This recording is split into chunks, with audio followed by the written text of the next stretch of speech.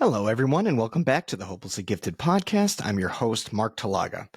Okay, I have kind of an interesting episode approach this time around where I relied relatively heavily on ChatGPT. Now, don't worry, I'm not having ChatGPT tell you how to raise your kids, but I am trying to use ChatGPT. I am trying to use ChatGPT to give me the most normative, regularly prescripted suggestions that typically exist on the internet and beyond that most people try to follow, and we'll see how close they get it, right? How close ChatGPT comes to being a helpful resources versus something that is way off the mark. All right, and what we're trying to have ChatGPT tackle today is how to communicate, yes, effectively with your kids, but really it's how do you get to that place where you're having a real conversation, people are being heard by one another, you're processing on a deep level, the children are processing as well as they can. And I just think this might be a fun little exercise to see if ChatGPT knows what it's doing. And no disrespect to our future robot overlords, I'm sure when they take over, I want to be on their good side, right? So I'm not trying to throw shade here. All right. So basically, what I put into the prompt with ChatGPT is help me come up with a podcast episode all around how to communicate effectively with gifted kids. And ChatGPT, in seconds, of course, gave me everything I was looking for in relation to that. And you know, it's funny because as I went through it, and as you'll see, it does do a good job of organizing things, right? It organizes it into an intro, into the common pitfalls, and then some principles of effective communication, and then strategies and scripts, and then it even gives you a little how to deal with gifted neurodivergent kids wrinkle to it, and then it closes it out, which I do like. I mean, there are uses for the robot overlords. But here we go. Okay, so one of the first things that it mentions is some common communication pitfalls. So let's start there. I'm reading verbatim what ChatGPT printed out. Why does communication with our kids so often fall apart? I think the first trap most of us fall into is what I call the lecture trap. We explain and explain and explain, hoping that if our kids just understand our logic, they'll agree with us. But the reality is, logic rarely works when emotions are involved. A child who's upset or resistant isn't listening to your reasoning, they're reacting to the tone and the energy you're bringing. All right, let's look at that. It's kind of right, which is what I feel like is going to be the through line of everything I read off of this. It's kind of right.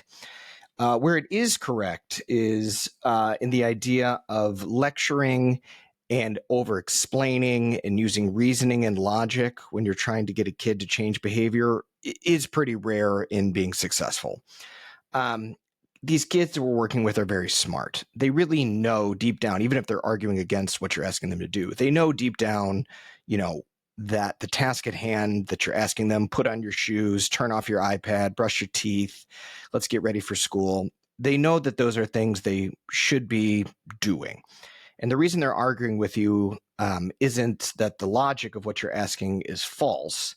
The reason they're arguing is because it's putting a demand on them, something that they're struggling with, avoiding, in a mindset that's not effectively having them process the issue at hand, right? And so that's more what's going on. Now, the emotional piece that I brought up, that emotions are involved. Again, I agree with ChatGPT. Good job. You get a point. There are emotions involved in any sort of task that we are asking. And the emotions could be anything from, yes, the specific task and their history with it. Has it always been a challenge to put your shoes on? Is that something we get into all the time and it's just creating anxiety just by bringing up the topic? Is it emotion because they're hungry or sleepy, or they're, not feeling well and they're feeling ill, and so they're just a little more touchy or tender? Is it that they're reading the emotions from you, the parent? All this has to be assessed for, and all of it is important on some level because there is an emotional component. And so if you're getting a lot of resistance from something like a simple ask, or what feels like it should be a simple ask, you do have to take that time to be like, whoa, whoa, whoa. You're having big feelings around this. What's going on? Now, a lot of the times the kids might respond with, it's too hard. I don't want to go to this next thing. I'm tired. I just want to be on my iPad, which are all, you know, statements that make sense to the kid. Um, but on some level, they're expressing their frustration or anxiety or stress or inability to do the thing that they're trying to do. And you do need to recognize that. Oh, I could tell how tired you are. I could tell how much you don't want to do this. Or I can tell this is harder, than maybe I'm even realizing it is for you. You can validate the emotions there for sure. But if you're just doing that and then trying to go back to reasoning, I think ChatGPT falls short here. So I'm going to say this is like a, C minus. All right. Another communication pitfall according to ChatGPT. Another big one is the classic because I said so. And look, sometimes we do need to pull rank as parents. But when because I said so becomes our go to response, we send the message that our kids' perspective doesn't matter. And with gifted kids, especially, that just invites more pushback and more arguments. They want to be taken seriously, even if they don't always have the maturity to express themselves well. Okay, this one's a bit of a mixed bag again. Look, you are allowed to say because I said so. Now, whether it's effective, that's another thing. But you can say that because what do I say parents are in the household? Parents are benevolent dictators. There is some reality that there's a hierarchy in the home, and parents have more power because it is their home, it is their domain, and they are providing these things to their kids like food and shelter and, the privilege of iPads and fun things as well. As far as it being effective, I mean, maybe sometimes depends on, the context, I would suppose. The idea that it's sending a signal that our kids' perspective doesn't matter, I would flip that a little bit, because it's not, it is about, helping the kid realize that they have value and what they're feeling and thinking matter. But it's almost like at the cost of the parent's perspective, like the child realizing that their parents are human beings who could be tired or frustrated or hungry or, not feeling well or whatever it is. And we don't want to give that up. We don't want to become this, parent whose own experience and feelings don't matter and that we're just, demanding things of them. We want to include that into our conversation with kids, right? We want them to understand that, we are doing our best. We have responsibilities to make sure you do the things that are your responsibilities. And sometimes that's going to be difficult. And sometimes it's me asking you to do something you don't want to do. And I can relate to that as a grown-up and a parent. Now, again, they may not take that in, and that may be a little too logical for the situation. But at the end of the day, you're allowed to say, because I said so, especially if it's putting down a boundary or a limit or just, you have what you need to get done, and that's what's going to get things moving. Yes, you do have to keep your kids' feelings and, reactions in mind, but not at the cost of your own. To me, that's the most important thing that ChatGPT didn't really hit totally. All right, the third pitfall is mixed signals. Ooh, this might be good. This is ChatGPT. Maybe your words are calm, but your body language is frustrated or your tone is sharp.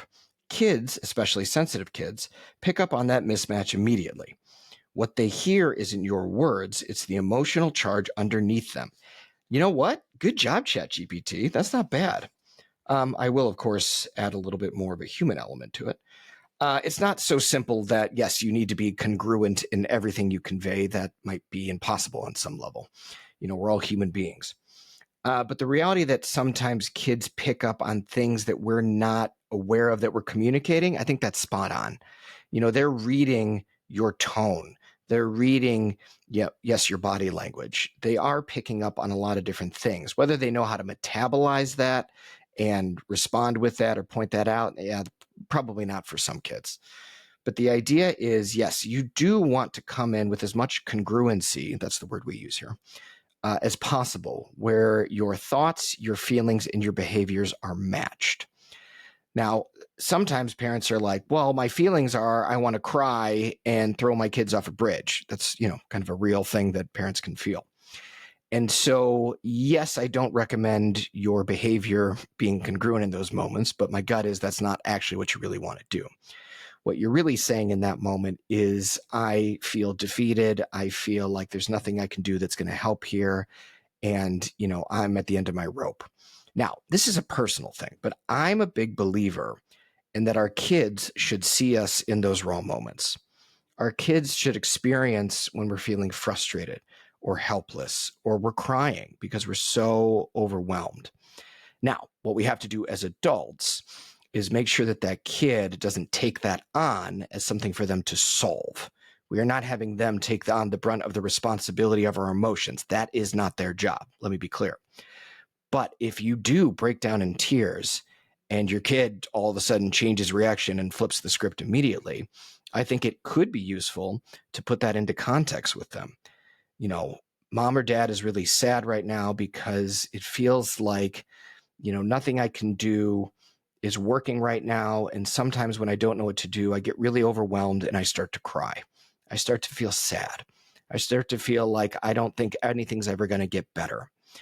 And I'm working really, really hard to try to make things better and to make it so that we don't get into these big battles. But right now, mom or dad is feeling defeated. I don't see anything wrong with that. I really don't. I've cried in front of my kids. My wife has cried in front of our kids. And I will tell you one thing, it shifts the tone immediately. For some kids, they can't handle it. They might even run away. That's okay. Just let them do their thing. But yes, you do have to revisit it with them later and sit with them and put what happened into a context so they understand that they didn't do anything wrong. But this is what happens when we feel overwhelmed and sad.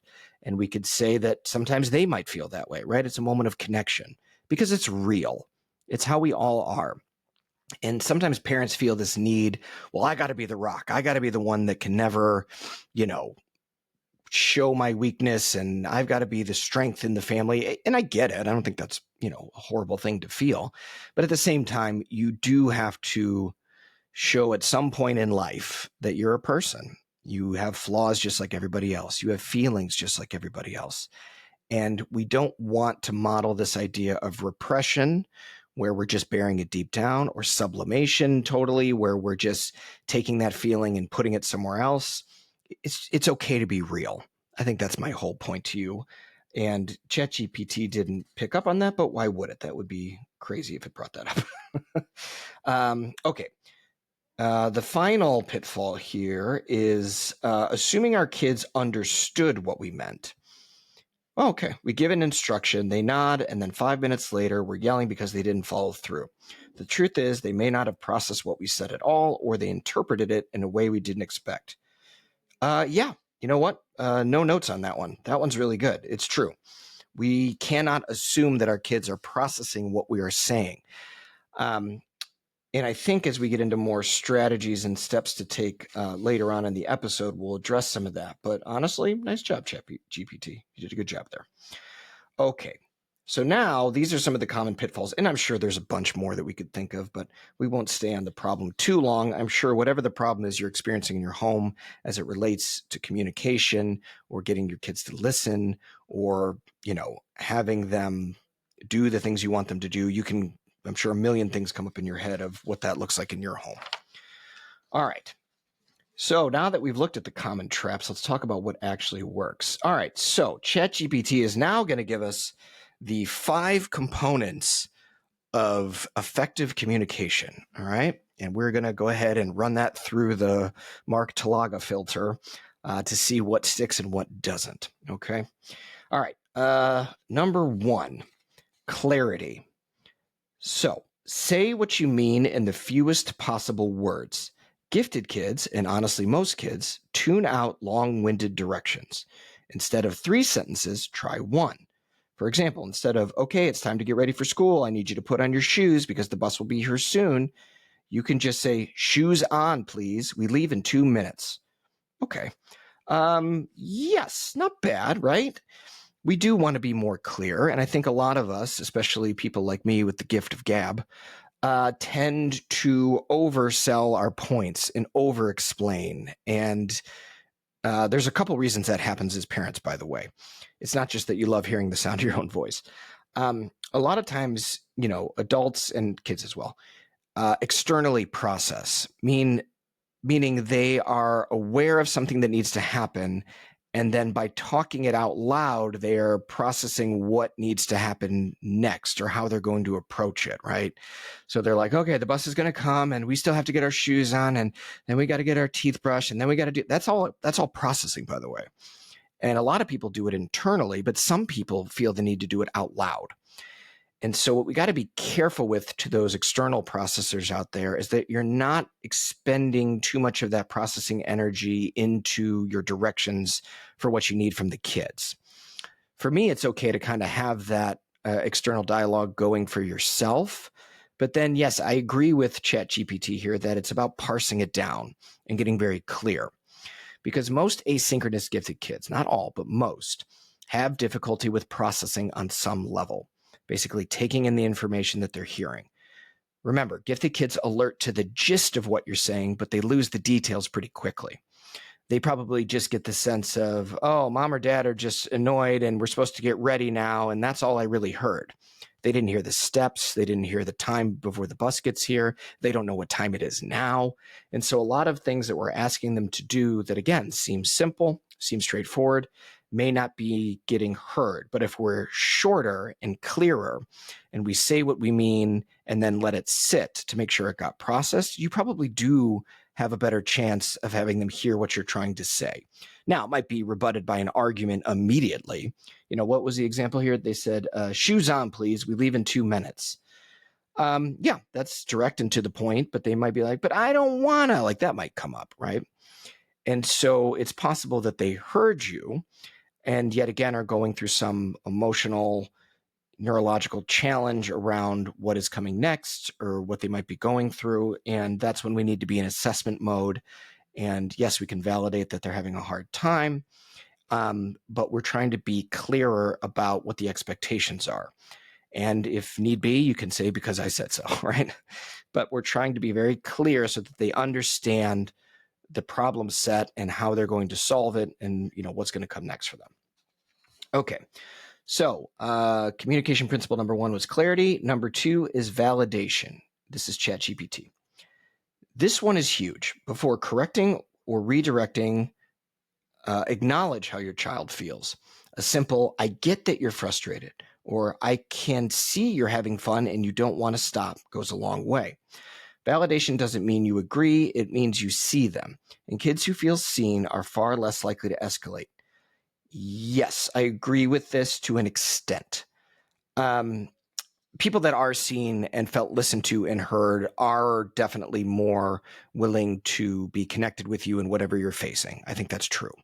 That's kind of the heart of what really good therapy should look like, is the person is being seen, scars and all, and the therapist is expanding their variables for how they see themselves. So there's new angles and new lights for them to understand themselves and the problem they're up against so that they can feel a little more empowered to deal with whatever they're dealing with. And using phrases like, I get that you're frustrated, this is the one I'm going to put an asterisk next to. It's not a bad way to go, except you're still assuming something.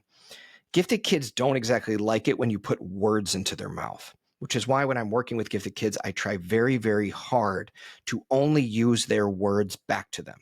If they chose to say they're annoyed by something, even though to me it feels like they're scared, I am not going to use the word scared. That's my word. I'm going to use the word annoyed because that's what they said it felt like for them. And so if we say, I get that you're frustrated, and that word doesn't click with them, that's what they're going to fight with you about, right? I'm not frustrated, they said frustratingly. It's more about, you could say something that's a little more big picture. I can see you're having big feelings about this, or I can see you're having fun and don't want to stop. That one's a little more straightforward. But it's just when we're dealing with emotions, we got to be careful that we don't ever project or assume what a person's feeling, even a kid. It might be something that's not even close to that. And when we put them on the course of, oh, it's frustration, it might be getting away from what they're really dealing with or up against, right?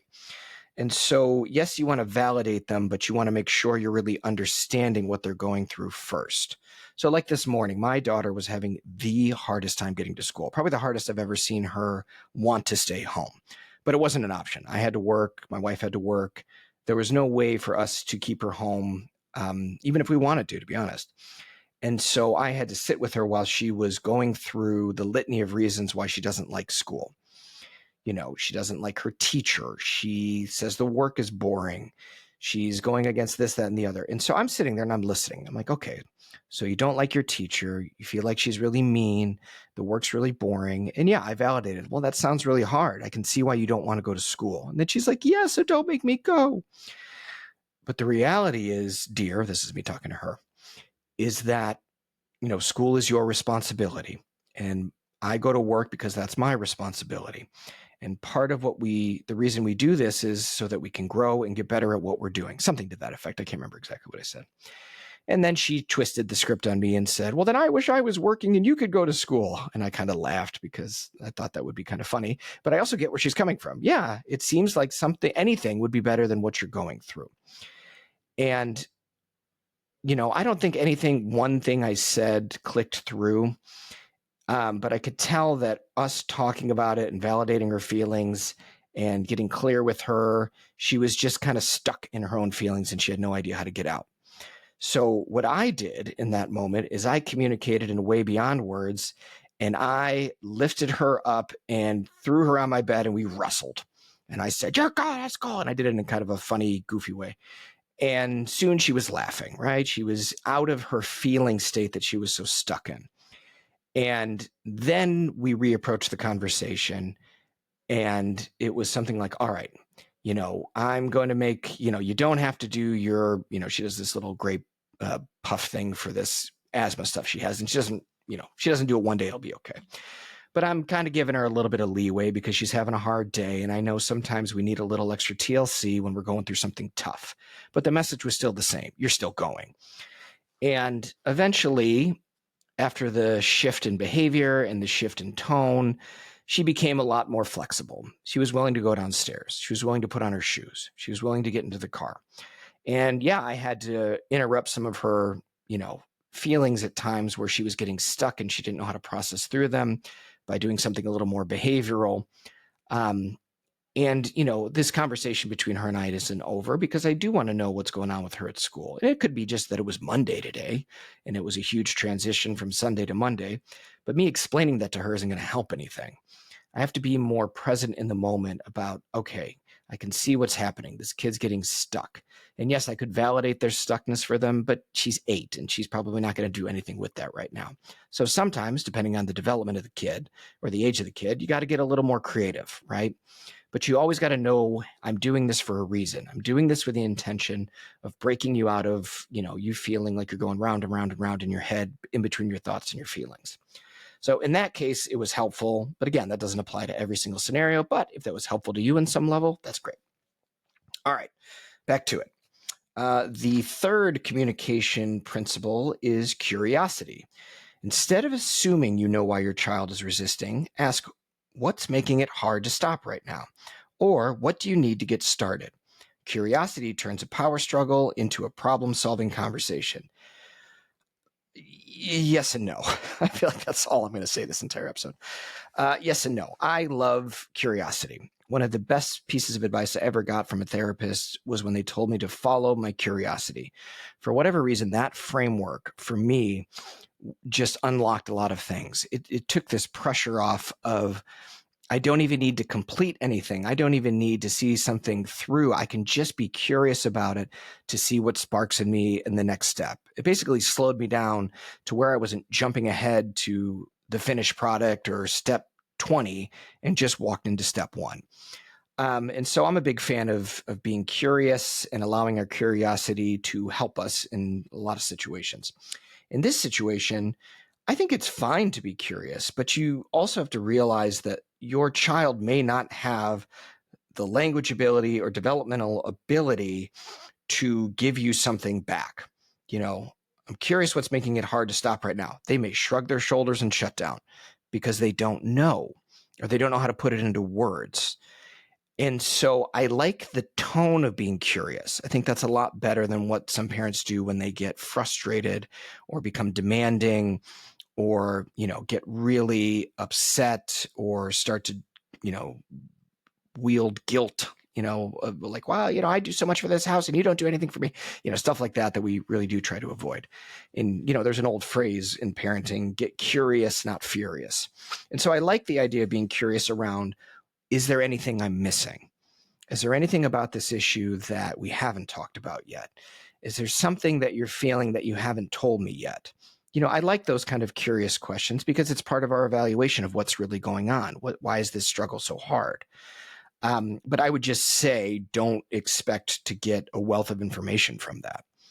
But again, if you wanted to turn that question of curiosity into a statement, which is typically more powerful, you can create the statement of, I feel like we're missing something here. I feel like this goes bigger than just you don't like your teacher. I feel like there's more.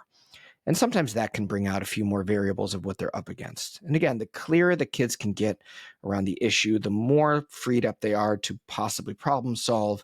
But if they're really stuck, sometimes you got to get clever. Okay, so again, a caveat on that one. All right, now, that was curiosity. Number 4 is tone. We already talked about this.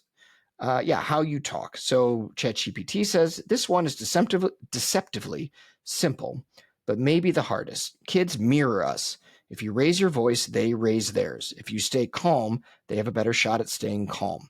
Your tone is teaching them how to regulate emotions in real time. No, it isn't. I think this one's just a no. You're not really teaching them anything through tone. Not really. I think they're reading stuff off of tone that could maybe exacerbate the situation. If your tone is a little bit sharp or sarcastic, it's possible they take that a little more critically, or they see that as more judgmental and they might have a different reaction. But I don't think they learn how to moderate their tone through your tone. There is an interesting concept, though, in neurolinguistics programming, NLP, for those interested. It talks about when a kid is getting really loud and dysregulated, or actually any person is getting loud and dysregulated. If you match that level and tone and you're getting loud and dysregulated, you match their volume and intensity, and then you start talking slower and calmer a little bit by little bit, that does tend to bring the other person down. It's kind of like you're anchoring them into your tone by matching theirs, feeling the same intensity, and then bringing it down bit by bit. I don't think this works 100% of the time and in all cases. And so I'm hesitant to say tone is everything and you need to always, be watching it and moderating it, because sometimes it can come across as inauthentic, right? We put on this like babying tone. Sometimes they're like, oh, you poor thing. Is that really how we talk? Is it really how we are? Is that really how we're feeling? Does it really match? Remember, I go back to the piece that ChatGPT brought up about how, the tone, or anytime your signals are mixed, the kids are picking up on that. That does go in line with tone. So for me, it's more important rather. For me, it's more important that your tone matches your genuine feelings. And if they are angry, your feelings are angry, you can use your tone in a way where it's like, I'm feeling really angry right now, and I'm trying hard not to let that anger come out in my words, right? And so it all still matches, right? It's still coming out in an angry way, but you're acknowledging it. You're making sense out of it. That's more what I would want parents to do. Be authentic, use the tone that fits you, but don't let it get out of control or have it be interpreted in a way that doesn't match the context of the situation. All right, moving on. And number 5 of the 5 pillars of effective communication is consistency. Communication isn't about saying it right once. It's about saying it calmly and consistently, even when your child ignores you the first 3 times. When you repeat yourself calmly instead of ramping up, you send the message, this boundary isn't going away, but I'm not going to explode about it either. It's a mixed bag here. I like the idea of the boundary isn't going away, but we can always renegotiate a boundary when we have new information, right?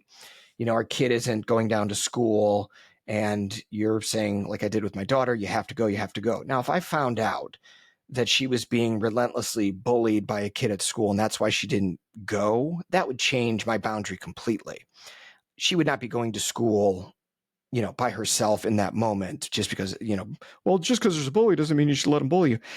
I would be walking with her into that school and talking with the principal and making sure I knew what was going on, right? It changes my boundary to some degree.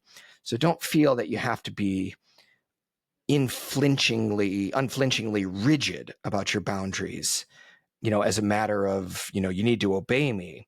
The boundaries are there in order to help them, choose positive, healthy decisions when they just want to kind of be at home and do nothing, right?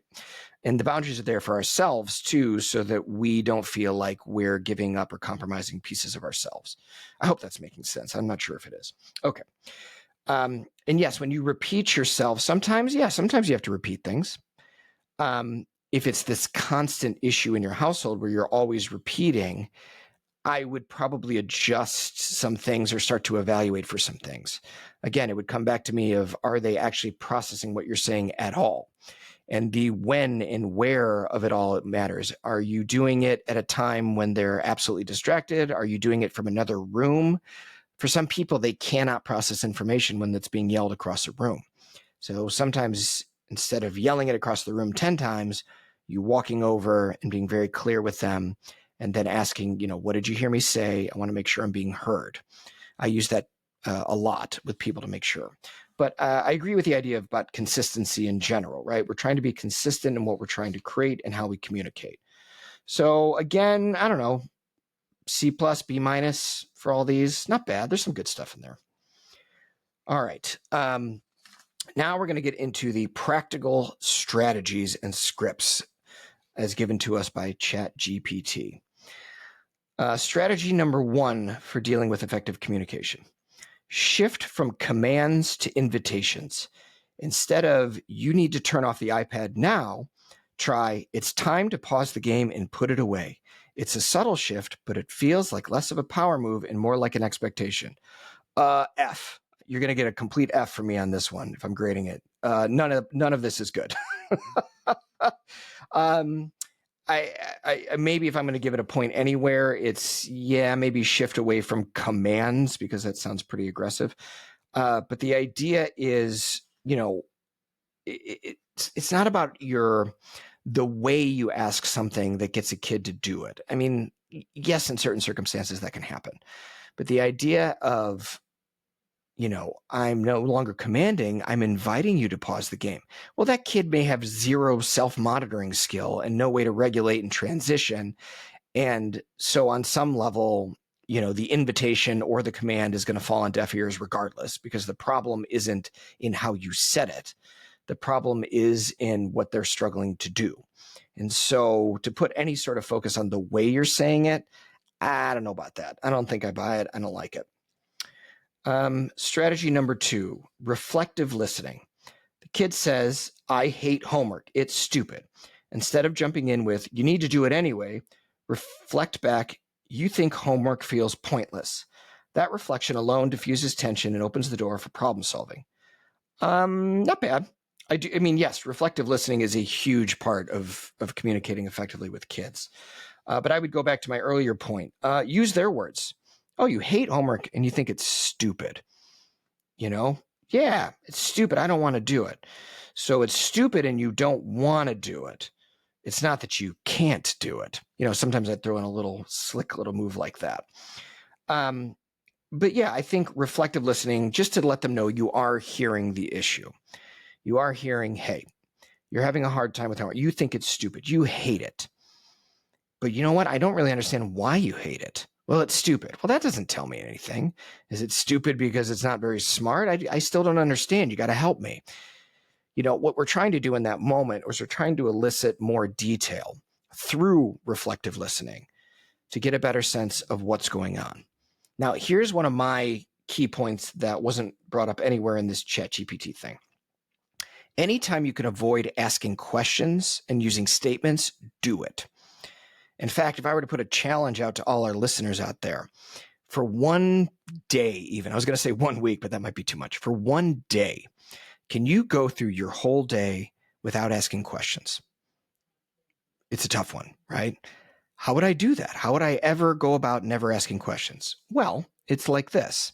Every question that we have comes from a place where we're reacting to something and it's causing us to feel or think in a certain way. And then we take that feeling or thought and we turn it into a question, right? Somebody, let's see, let me try to think of an example. You have a kid who just threw their toy against a wall. Now, I'll be the first to admit, my first question will be like, why did you do that? That'll be my first question. But if you can turn that reaction, because what is your reaction in the moment? The reaction is, oh my gosh, like they just threw a toy. They are not allowed to do that. That wasn't safe. I don't know where that came from. I am befuddled and angry. And these are all the experiences I'm having in seeing my kid throw a toy against the wall. And if the question is, why did you do that? If I were to turn that into a statement, I would look at them and be like, I have no idea why you did that. Now, they may not give you anything back, but the idea is you're owning your position in it. You're owning what you're experiencing. You're owning your feelings and your thoughts. And you can elaborate on it. I have no idea why you did that, but seeing you do that made me really upset. That is a very direct statement. It is coming from you and is not a question. What you'll find if you do this effectively, and if you do this for an entire day, you will actually get more information out of people than if you just ask questions.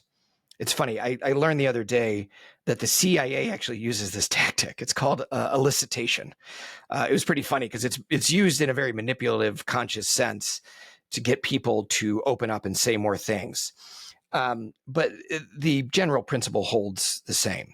If you really want people to open up more, you deal with them in direct sentences where they don't feel like they're being interrogated by questions or feeling defensive about having to explain something, which can be very challenging for gifted kids. So be more direct in your reflective listening. And when they say, I hate homework, I think it's stupid, you can reflect back to them after hearing what they said and using their words. What's crazy to me is how good you are at homework and yet you hate it. That's interesting. Right. So what I'm using is I'm putting them a contradiction in place right then and there for them to have to try to reason out for me, which ultimately gives me more information about what they're really dealing with. Okay. All right. Let's move on. Strategy number 3, limits with empathy. Here's the magic formula. I know you feel blank and the rule still stands. For example, I know you're frustrated that playtime over and it's still bedtime. Empathy doesn't erase limits. It just makes them easier to swallow. I think this is nice. I don't think it's going to get you anywhere just to follow that totally as is. But it does incorporate some of the things like validation and keeping your boundary. I just don't think this is going to move the dial. All right, strategy number 4, the power of pause. Sometimes the best communication strategy is silence. If you feel your temperature rising, pause, take a breath. Kids can't hear us when we're emotionally flooded, and we can't hear them either. A 5-second pause can prevent a 5-minute blowup. Yeah, I think there's some truth in that. And so let's talk about it more neurologically. If you are talking with somebody or you yourself are experiencing a lot of anxiety about the future and what's coming on and the pains and turmoils of the world, and I just have you stop and take a deep breath. I want you to take the deepest breath you can. Just breathe in, breathe out. Whew. Immediately, your brain switches on in certain areas, typically the prefrontal cortex, where the executive function is housed. And in some ways, it's an automatic way to attune you to the moment where you are right then and there. And so, yes, sometimes a pause of, okay, let me bring myself into the moment. Where am I right now? What am I really trying to do here? What seems to be the challenge? What am I hearing from my kid? What do I need to deal with here? That can be a lot more helpful than just kind of going off of your feelings. And yes, sometimes if your kids are, of the age where they get that idea and like to utilize it, it is a great way to bring people right back into the moment. So yeah, I think taking a pause, or taking a breath is a great idea. Again, not this silver bullet solution, but not unhelpful. All right. So look, we're running close to the end here, and I'm tired of reading ChatGPT. So the idea is this, whenever you're looking for different ways of being, yes, you can go online, you can ask for all the tips and strategies, but at the end of the day, it's got to fit the context of you, your child, your household, and all the different parts that matter. And yes, there's a lot of skills to develop: how to reflectively listen, how to use statements instead of questions when you're trying to convey how you are, who you are, where you are in the moment, and doing things that help you stay authentic with your children. And, hoping that you can keep them authentic as well by letting them feel how they're feeling and think what they're thinking without trying to logic it away from them, but just using that as data for what's really going on. And even if they can't say what's really going on and you don't know what's really going on, you could even just say the statement, I just feel like there's more going on to this. I feel like this is harder than either of us can solve for a reason, and we just don't know it yet.